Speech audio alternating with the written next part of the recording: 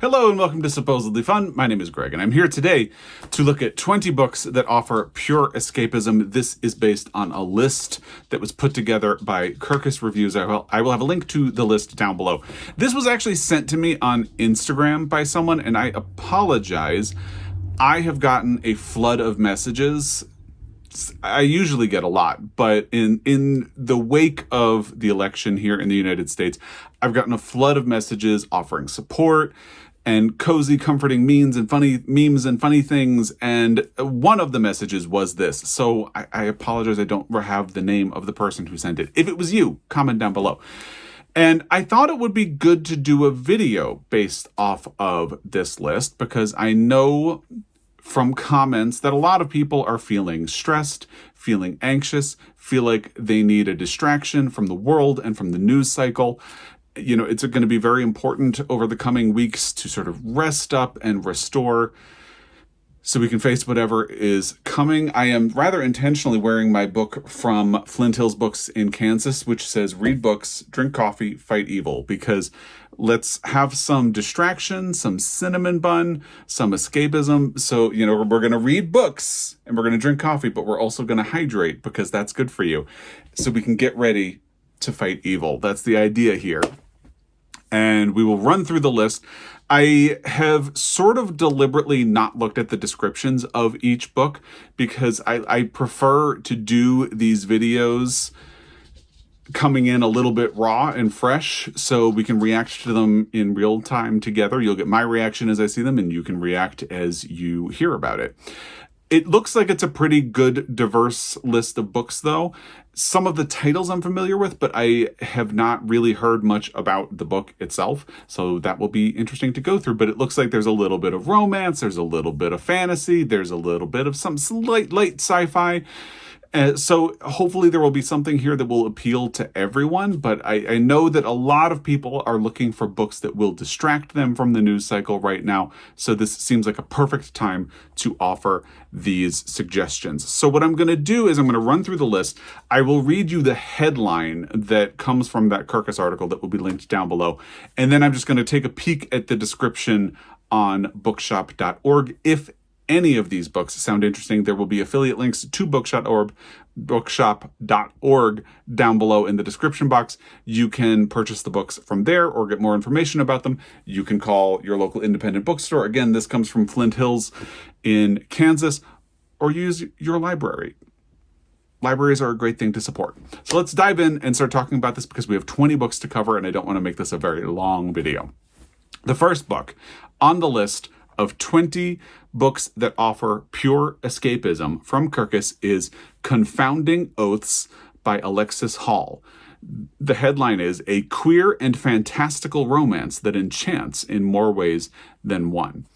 And anytime the word queer shows up in a description, my ears perk up. I'm almost immediately like,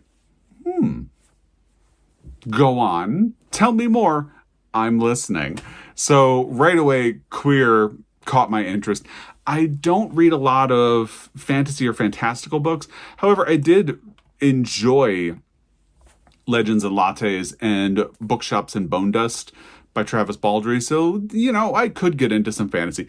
Let's see what this book is about. On bookshop.org, it says, a nobleman must work with a dashing soldier to save his sister from a mystical bargain gone awry in this swoon-worthy romance from the best-selling author of Boyfriend Material.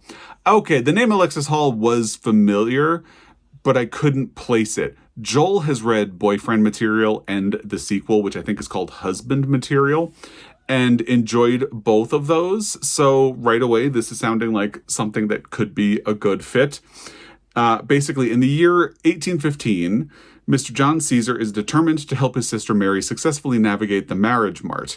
A high-stakes endeavor at the best of times, this task is made slightly more difficult by his family's non-traditional background, the pernicious whims of the ton, and the ever-present complication of living in a world full of scheming fairies and capricious gods.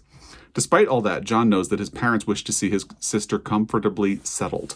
He also knows that the sooner he sees Mary's future secured, the sooner he can get his own wish, returning to an aristocratic life of leisure. And as for Mary, sweet, sensitive Mary just wishes gentlemen would pay as much attention to her as they do to her younger sister. When Mary's all-too-literal wish puts her squarely in the sights of a malicious fairy godmother, John sets out to save her. The choice throws him into the path of Captain Orestes James, the handsome, up-from-the-ranks hero of Wellington's armies and his ragtag band of misfits. Together, John and the captain will venture into a vicious world of fey bargains and sacrificial magic as they draw ever closer to rescuing Mary and to each other. While John is no stranger to casual dalliances with soldiers, until now he's never expected one to last, or wanted one to. He and the captain come from different worlds, and even if Orestes feels the same, John knows there's no point in wishing for something more between them. After all, John has learned firsthand that getting what you wish for can be a dangerous thing. It sounds kind of fun. It sounds a little Legends and Lattes. I do admit, if I were going to be reading an Alexis Hall book, I would probably do boyfriend material and then husband material. But this sounds fun, and it does sound escapist. So I could easily be convinced to read this book. If you've read it, let me know what you thought of it in the comment section down below. In the meantime, we are going to go on to the next book, which is All I Want Is You by Fallon Ballard. The headline is a short, sweet, and extremely festive romance that will put readers in the holiday spirit. Now, if you know me, if you follow along, I love the holidays. It makes me cheerful. I especially love holiday romances. We watch holiday romance movies all the time in this household. So I'm a big fan of romance books that do the same. So automatically, I am doing the same thing. I'm listening. Tell me more. Here is the description of this book. Exes, professional rivals, just one bed. What could go wrong? All Jessica has ever wanted is her own happily ever after. But until that happens, she spends her days as a small-time romance writer, penning satisfying happily ever afters to soothe the heartache left by her ex-boyfriend Nick, also a romance writer and now her biggest rival, who has found success writing love stories without happy endings. It's what he's good at, after all. So when their professional obligations bring them to a remote inn a few days before Christmas, they're a little more than peeved, especially when they get trapped sharing a room in a snowstorm. Of course. But what's more fitting for two romantic writers in a slump? Realizing the friction between them may be the only cure for their writer's block, they decide to turn their frustration into fiction, and the pages start flying. But will Jess's heart soar too? Nick is the last guy on earth she should love, but what if he really is all she wants for Christmas? That sounds like it's kind of silly fun. I could easily go down that rabbit hole and be convinced to read it. It just sounds kind of fun. And like I said, I am someone who loves a holiday romance. It gives me joy. It brings me back to center. And that's what this video is all about. That's what this type of reading is all about. I feel like I will probably be checking to see if the audio of that book is available somewhere. Next is Karaoke Queen by Dominic Lim. Funny and earnest, just like a perfect drag performance. Here's what it says on Bookshop. For Rex Araneda, his college sweetheart Aaron Berry was always the one who got away. So when he finds out that Aaron is now living in the same town and needs help saving his karaoke bar, it's Rex to the rescue. Or more like Regina Moon D, Rex's internet-famous drag queen alter ego. Even if no one can know the identity of the man behind the makeup. As Regina's popularity grows, Rex's ruse becomes more difficult to keep under wraps. It even becomes a family affair, with his mom and sister helping to keep his secret. It's dawning on Rex that he's hidden this side of himself away for far too long, and perhaps his real shot at love is to reveal his true self and be loved for all that he is. I read a different book by Dominic Lim. It was called All the Right Notes, and it was okay, I think, but that was his first book, if I remember, and I felt like there was enough promise in it that I would be willing to try another one. I am going to make a recommendation that dovetails with this one. Hold on, and I'll grab it off of my bookshelf, because it's right here. Becoming Ted by Matt Cain, which also deals with someone who is coming to terms with their identity and letting people see who they really are and discovering who they are. That having said that, I haven't read the Dominic Lim book. It does sound cute. It does sound fun, but don't skimp on Becoming Ted if you haven't read it already. It was only available in the UK for a while, but this year it was released in the US as well. So I will have affiliate links to the books that we're covering in this video down below, and then I'll have like other titles mentioned. So I'll make sure there's a link to Becoming Ted in there as well. And let's move on to the next book, which is Funny Story by Emily Henry. Henry fans, rejoice. This is her best yet. I have not read Emily Henry yet. I feel like it's bound to happen because so many people love Emily Henry and really talk about her work and hold it up as something great and lovely. Here is what this book says, or the description says. Daphne always loved the way her fiancé Peter told their story, how they met on a blustery day, fell in love over an errant hat, and moved back to his lakeside hometown to begin their life together. He really was good at telling it, right up until the moment he realized he was actually in love with his childhood best friend Petra. Which is how Daphne begins her new story. Stranded in beautiful Waning Bay, Michigan, without friends or family, but with a dream job as a children's librarian that barely pays the bills, and proposing to be roommates with the only person who could possibly understand her predicament, Petra's ex, Miles Nowak. Scruffy and chaotic, with a penchant for taking solace in the sounds of heartbreak love ballads, Miles is exactly the opposite of practical, buttoned-up Daphne, whose coworkers know so little about her they have a running bet that she's either FBI or in witness protection. The roommates mainly avoid one another until one day, while drowning their sorrows, they form a tenuous friendship and a plan. If said plan also involves posting deliberately misleading photos of their summer adventures together, well, who could blame them? But it's all just for show, of course, because there's no way Daphne would actually start her new chapter by falling in love with her ex-fiance's new fiance's ex. Right? That sounds fun. I admit I'd probably gravitate towards some of the others on the list first, but Emily Henry is an author I do need to read at some point in my, I was going to say dabbling in romance, but I don't think I'm a dabbler anymore at this point. I feel like I'm sort of like a full-throated romance fan and enthusiast. I still primarily read, quote-unquote literary fiction. I don't like that term because we don't have to get into it. I don't like that term, but that is primarily what I read. But I feel like as the world has gotten more and more stressful, romance has been the thing that I turn to the most. At some point, I will need to read an Emily Henry book, is the point of that. Next, we have Curvy Girls Summer by Danielle Allen, a fat-positive romance that blends the witty repartee of a buddy comedy with sexual tension. I am kind of getting into romance books that involve body positivity. I'm a fan. Here we go. Bridget Jones's Diary meets Survival of the Thickest in Danielle Allen's Curvy Girl Summer, a smoking hot, hilarious novel about the perils of online dating. After a one-night stand with her clingy ex, Aaliyah James has an epiphany. This ain't it. She knows what she wants, and she's ready to move past casual hookups, flings, and situationships. But for her family, the clock is ticking. After all, she's almost 30. Almost 30. And when they imply that her personality and her body might be too big to land a man, she lets them know they've gone too far. And her non-existent man loves her curves. Thank you very much.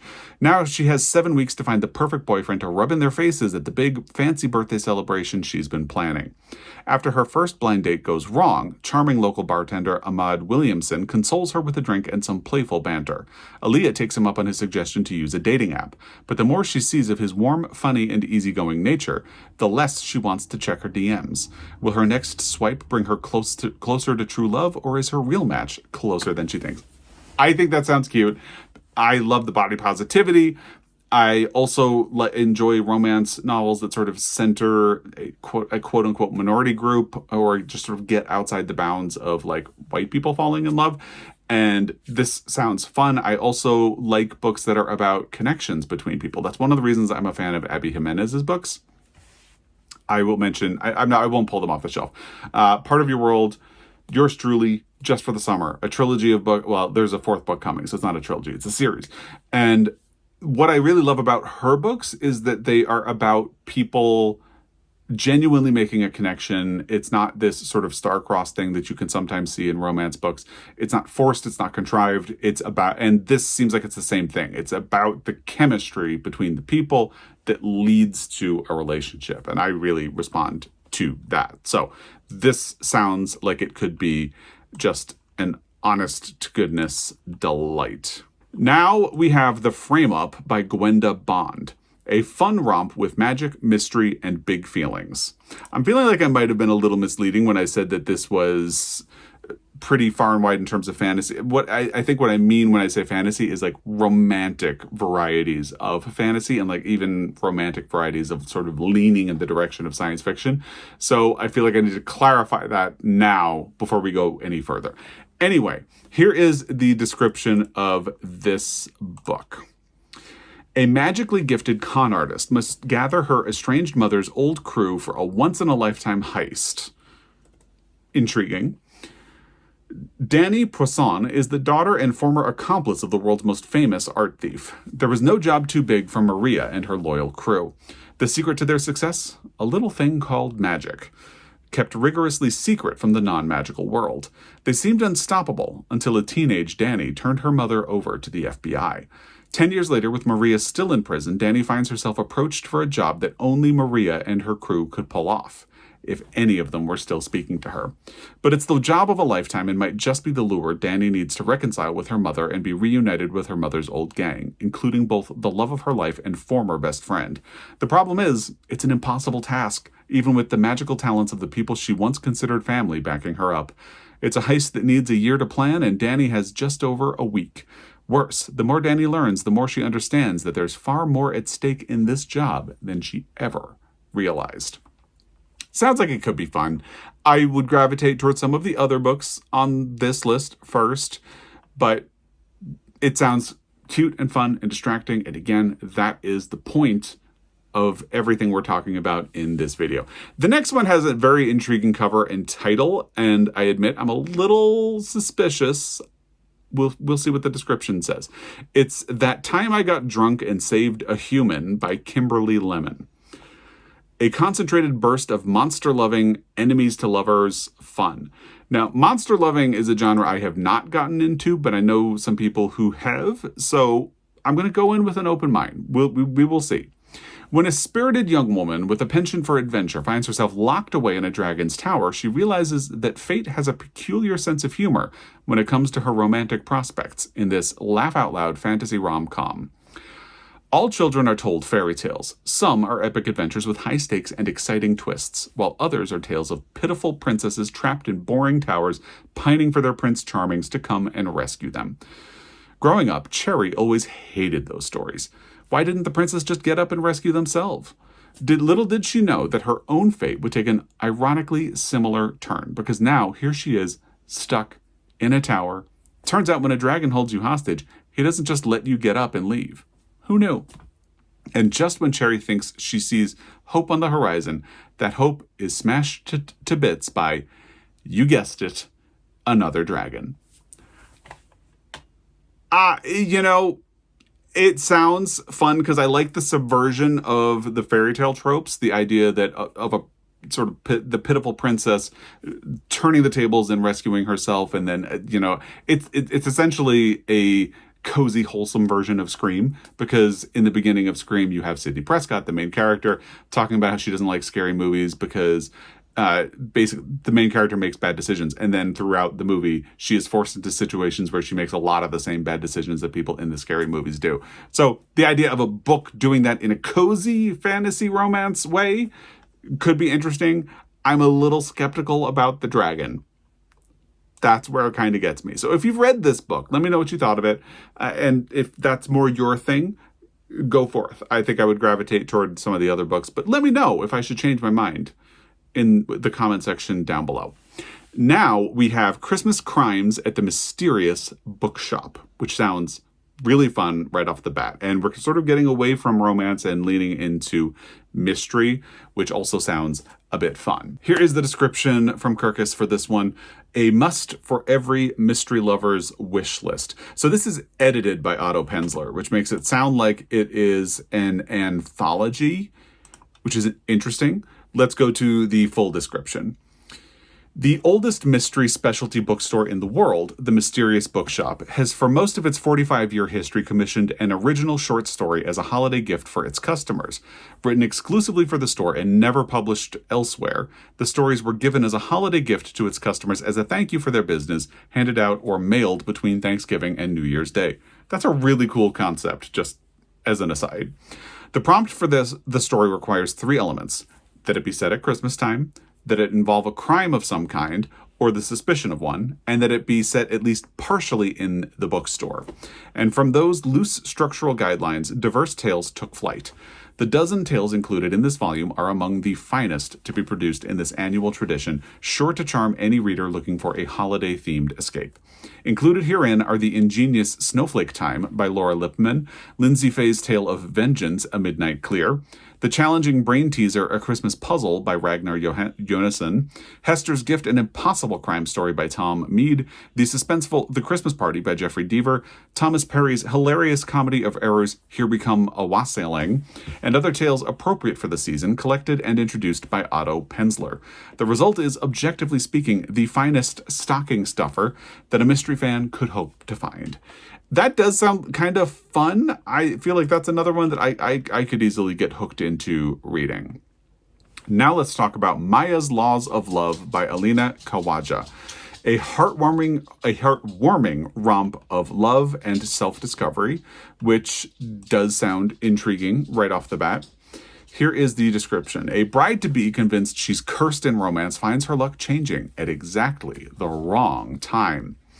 Maya Mirza is so convinced she's unlucky in love that she's come up with a list of laws to explain it. Most importantly, Law 1, anything that can go wrong will go wrong. But that's about to change. Maya's headed to Pakistan for an arranged marriage with a handsome, successful doctor who ticks all the right boxes. First comes marriage, then comes love. She's sure of it. Except, Law number 4, when you think you're lucky, think again. From the start, Maya's journey is riddled with disaster, and the cynical lawyer seated next to her on the plane isn't helping.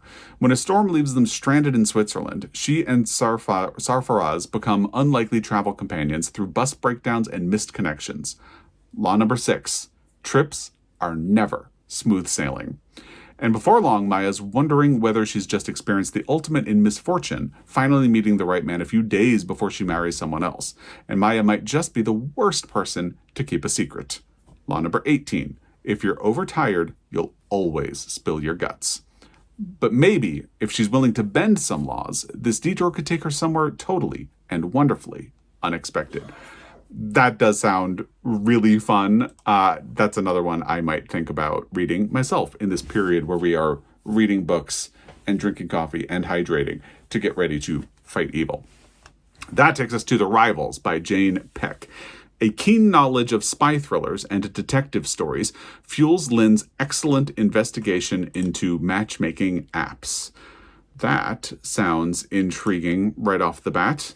Here is the description on Bookshop. Claudia Lynn, mystery novel superfan and until recently cliched underemployed English major, has scored her dream job, co-running Veracity, a dating detective agency for chronically online New Yorkers who want to know if their prospective partners are telling the truth. Unfortunately, along the way, she and her colleagues, tech savant Squirrel and the elegant and intimidating Bex, have uncovered a far-reaching AI conspiracy, and the corporate matchmakers may be resorting to murder to protect their secrets. In the wake of a client's sudden death, Claudia convinces his ex, an industry insider, to turn on his employer and feed the verifiers information about what the powerful dating platforms are really up to. But even as Claudia starts to get a feel for this new genre, just call her Lynn, Claudia Lynn, she's distracted by the possibility of romance with both Bex and a very charming target. She also fears that her beloved older brother is unwittingly being drawn into the matchmaker's deadly web. And as Bex reminds Claudia, spy tropes dictate that someone you trust will betray you. That actually sounds kind of fun as well. Nice diversion, bit of escapism, bit of fun, bit of mystery, intrigue, bit of romance, and it sounds like a fun balance of all of those things. So that is one that also sounds kind of intriguing to me. Now we get to The Stardust Grail by Yume Kitase. Wondrous, new, and altogether alien. Now, this is the one that I'm sort of guessing leans in a sci-fi direction, but let's see what the description of this book is, because I could be wrong. Save one world, doom her own. Maya Hoshimoto was once the best art thief in the galaxy. For 10 years, she returned stolen artifacts to alien civilizations, until a disastrous job forced her into hiding. Now she just wants to enjoy a quiet life as a graduate student of anthropology, but she's haunted by persistent and disturbing visions of the future. Then an old friend comes to her with a job she can't refuse. Find a powerful object that could save an alien species from extinction. Except no one has seen it in living memory, and they aren't the only ones hunting for it. Maya sets out on a breakneck quest through a universe teeming with strange life and ancient ruins, but the farther she goes, the more her visions cast a dark shadow over her team of friends, new and old. Someone will betray her along the way. Worse yet, in choosing to save one species, she may condemn humanity and Earth itself. That does sound a lot more like a traditional science fiction book than a sort of blend of sci-fi and romance.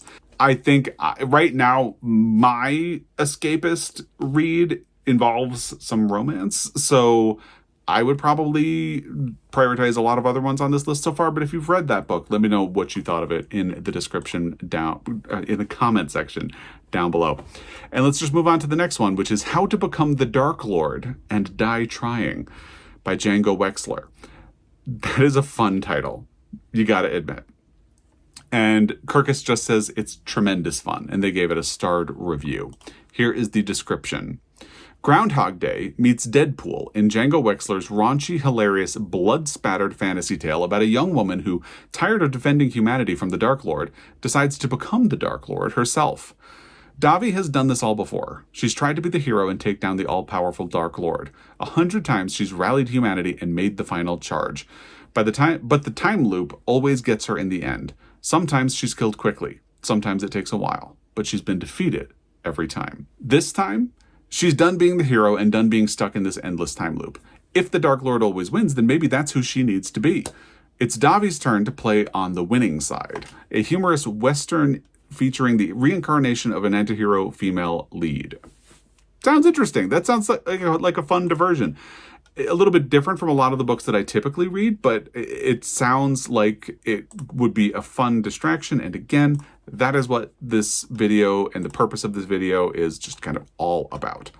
Now we get to The Wedding Witch by Erin Sterling. Kirkus says, a winsome, witchy rom-com. Now, I usually don't do anything witchy, but I'm going to go in with an open mind. Bowen Penhallow has always been a loner, studying dark and ancient magic on a mountaintop in Wales. He prefers it that way. But when his friend Colin, who happens to be a ghost, asks him to attend a Yuletide wedding at a grand estate deep in the Welsh countryside, Bowen reluctantly agrees. Yuletide, so we're into Christmas, and I'm into Christmas. Tamsin Bly is not a witch, but she makes her living off of them. As a procurer and seller of magical items, Tamsin's business is not always above board, but she's been trying to fix that. Mostly. Bowen is an occasional customer, as well as the star of several of Tamsin's dirtiest dreams, but she's been around enough witches to know that, as a human, getting involved with one is not the smartest idea. She's finagled an invite to the witchy wedding of the century in the hopes of finally making a score big enough to retire. Just one priceless magical artifact from this house would set her up for life. But Tamsin isn't the only one sneaking about, and the mix of very strong spell combined with a wedding mishap transports Bowen and Tamsin into the past, to the Yuletide celebration of 1958. As Bowen and Tamsin work together to get back to the present, they must also face off with the origins of the house's haunting, the suspicions of their fellow witches, and the fact that somewhere between the mistletoe and the bonfire, they might be falling in love. It actually sounds kind of fun. It actually sounds kind of cute. I kind of like the idea of getting stuck back in the past and, working your way back to the future, but also unraveling a mystery. That kind of sounds fun and interesting and unique. So there you go. Now we get to Big Witch Energy by Molly Harper, a title that just makes me smile, as you can see. Kirkus says, this winsome magical story is just what the doctor ordered. And here is the description. If only true love's kiss could break this curse.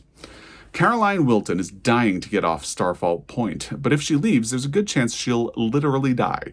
For centuries, any Wilton who ventured off the island immediately perished in some freak accident. While Caroline has been begrudgingly obeying her family's curse, she's never forgiven all that it has cost her. After all, her high school sweetheart left for college and never came back. Until now. Although Dr. Ben Holt returned to take over the medical clinic, in his heart he came back for Caroline.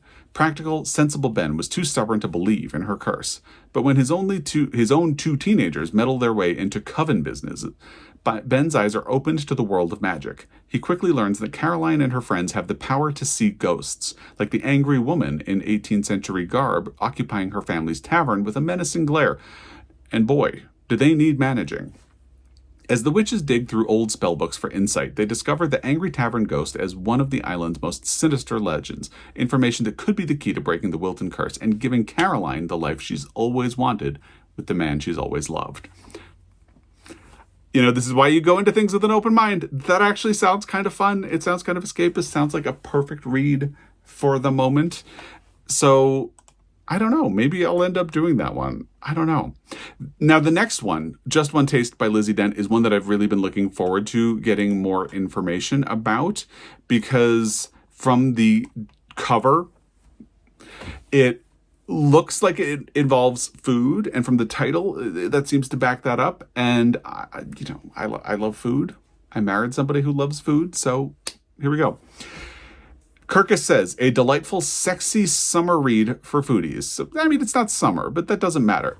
But we're backing up that this is something for foodies, so that really intrigues me. Here we go. Olive Stone is about to spend 4 weeks in Italy with the most beautiful man she's ever hated. When Olive Stone and her Italian pseudo-celebrity chef father fell out 14 years ago, annoyingly handsome Leo Ricci slipped right in as his surrogate son and sous chef. No one is more surprised than Olive when her father wills her his beloved and now failing restaurant, or that his dying wish was for Olive and Leo to complete his cookbook together.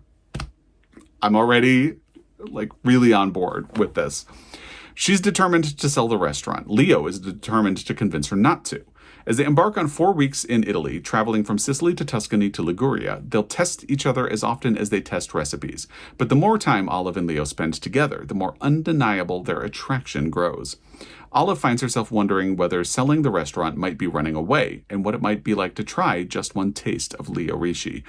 Because he isn't who she expected, and this trip might reveal more about who Olive is than she's ready for. Yeah, I'm on board. I am so on board with that. It sounds adorable. I just read The Pairing by Casey McQuiston, another book that really meets the criteria for escapism and what we're looking for in this video. If you haven't read The Pairing, that's a good one as well. It involves traveling England, France, Spain, and Italy, and it's fun. This sounds adorable. I think I'm going to seek this book out. It sounds really cute. Which takes us to a book called Much Ado About Margaret by Madeleine Roux. A fun, breezy romance full of delightful hijinks. And here is what it says on Bookshop. Madeleine Roux's next season in Regency England follows a rebellious writer and the man who risks everything to publish her. Margaret Arden yearns to live like the passionate and daring women in her novel. The idyllic life at Moseley Cottage with her 2 younger sisters and mother is fine, but Margaret wants more than the demure and dainty existence she's known. After a particularly brutal rejection from an annoyingly attractive publisher, Margaret fears being forced into marriage to protect her family if their financial situation doesn't improve, until her cousin's glamorous wedding masquerade brings her onto a collision course with scandal, notoriety, and even love. Captain Bridger Darrow is starting over after fighting for his country. Now home, he is struggling to save his family from destitution and succeed in a new venture of passion, book publishing. It's all going rather poorly until he stumbles upon loose pages of an astonishing novel while in attendance at his dearest friend's wedding. Bridger knows he must publish it, but upon meeting the author, Bridger is stunned to discover that she is a woman, and he has already told her off in grand fashion. While Bridger is keen to gain her trust and rescind the initial rejection, Margaret can't help but be skeptical of his intentions. Sparks fly between the two, just as the wedding of the season starts to descend into chaos when a masked dance leads to a case of mistaken identities. I have a threshold for hijinks, so that part makes me a little bit wary. But this sounds fun. It sounds kind of Jane Austen inspired. I have not seen or read any of the Bridgerton books. It sounds like it's definitely trying to follow in those footsteps. And I don't know what to think about that since I've neither read the books or seen the show.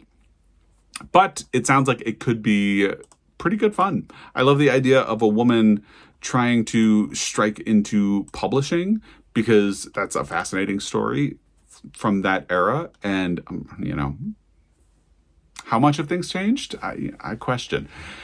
Anyway, the next book is Best Hex Ever by Nadia El-Fassi, a soft, spicy romance with perfect fall vibes. We're late into fall at this point as I'm filming this, but again, the season doesn't really matter. We're just looking for books that fit the vibe of escapism to get us ready and heal up whatever we're feeling right now. Here is the description.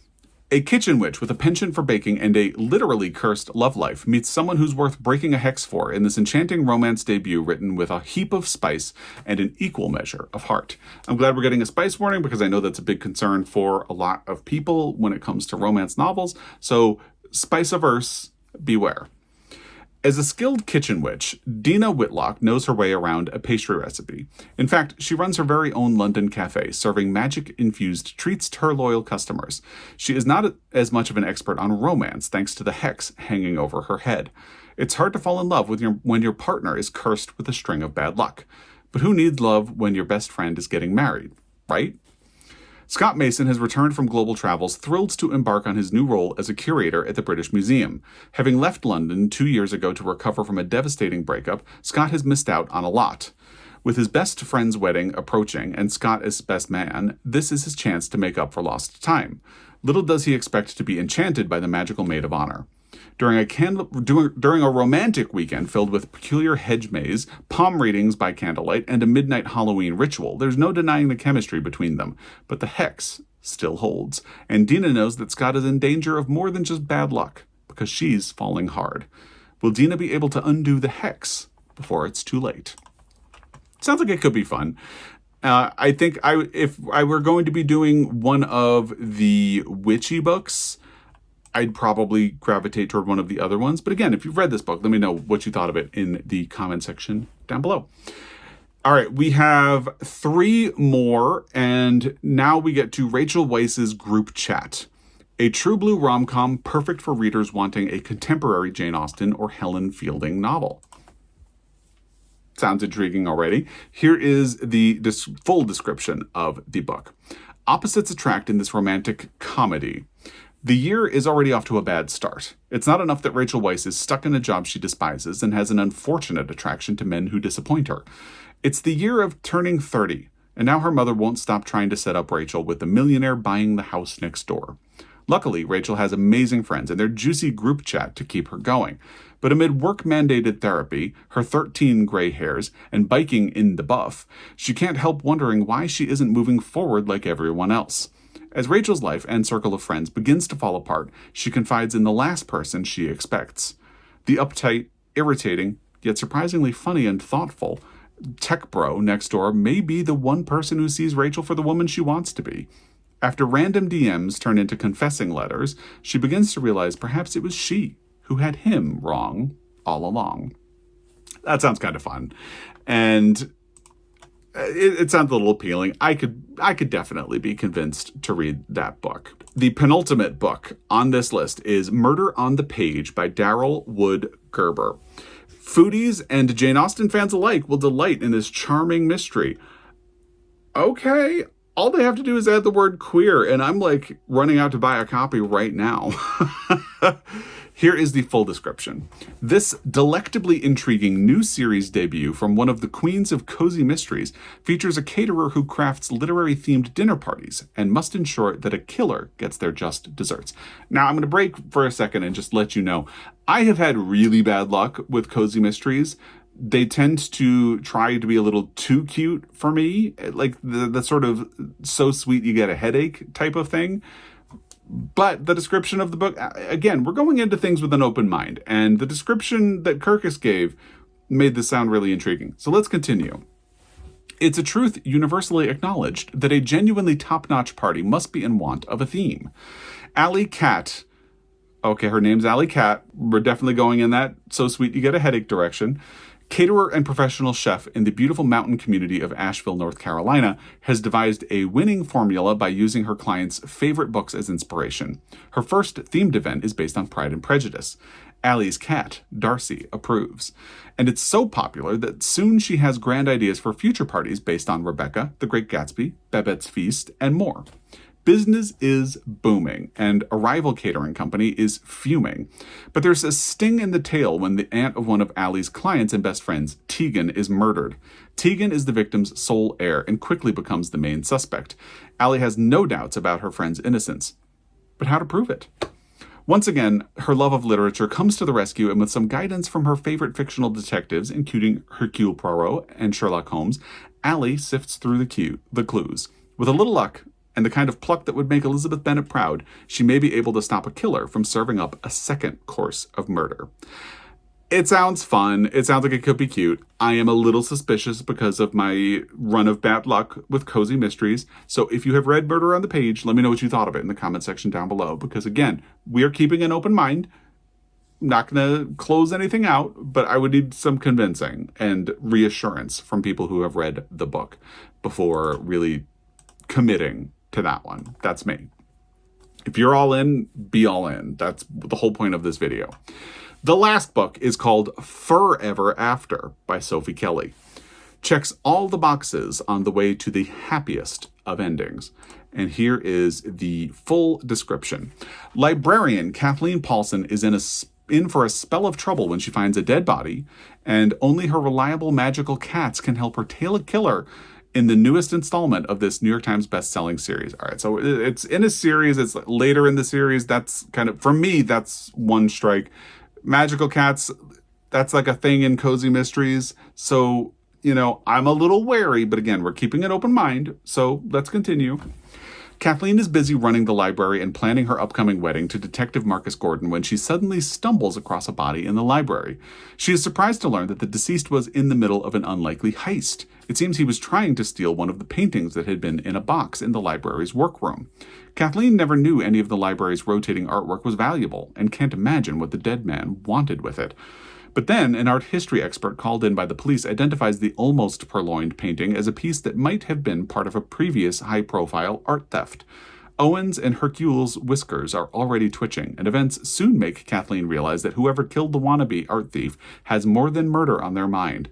Kathleen and her clever cats will have to work fast to prevent anyone else from getting hurt. So we're definitely in a cozy mystery vibe. And again, I would need some reassurance. So if you have read Forever After, let me know what you thought of it in the comment section down below. Let me know which of these books most appeal to you, which other books you might recommend based on the theme of this video, all in the comment section down below.